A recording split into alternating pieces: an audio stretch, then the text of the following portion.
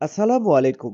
হযরত মুসা আলাইহিস সালাম একদিন আপন পরওয়ারদিগারের দরবারে আরজ করলেন, হে আমার ক্ষমাশীল প্রভু, আমাকে আমার জান্নাতের সঙ্গীর সাথে সাক্ষাৎ করিয়ে দিন। আল্লাহ তাআলা ইরশাদ করলেন, অমুক শহরে যাও, সেখানকার অমুক কসাই তোমার জান্নাতের সঙ্গী হবে।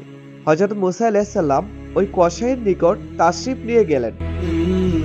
ওই কসাই মুসা আলাইহিস সালামকে দেখে দাওয়াত করলেন। যখন খাবার খাওয়ার জন্য একসাথে বসলেন, তখন ওই কসাই একটি বড় টুকরি নিজের পাশে রাখলেন।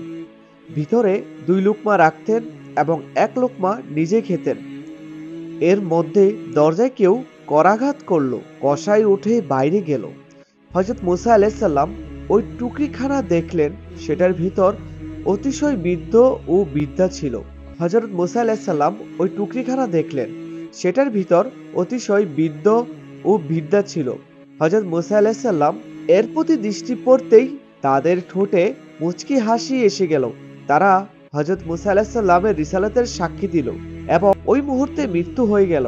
কসাই ফিরে এসে টুকরিতে আপন পিতামাতাকে মৃত্যু অবস্থায় দেখে ঘটনা বুঝে গেলেন এবং হযরত মুসা আলাইহিস সালামের হাত চুম্বন করে আরজ করলেন, আপনাকে আল্লাহর নবী হযরত মুসা আলাইহিস সালাম মনে হচ্ছে।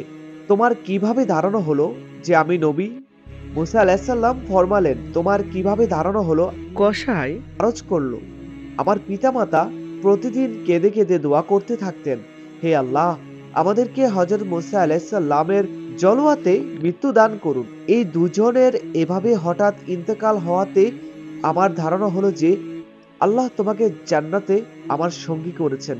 আলহামদুলিল্লাহ, আপনি হযরত মুসা আলাইহিস সালাম হবেন।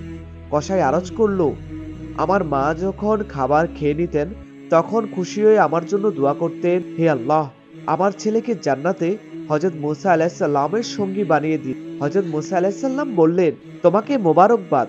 প্রিয় ইসলামিক সায়েন্স চ্যানেলের দর্শকবৃন্দ, হযরত মুসা আলাইহিস সালামের জীবন সঙ্গী একজন কসাই। আজকের মতো এখানে বিদায় নিচ্ছি।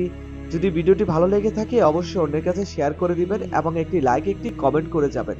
আসসালামু আলাইকুম।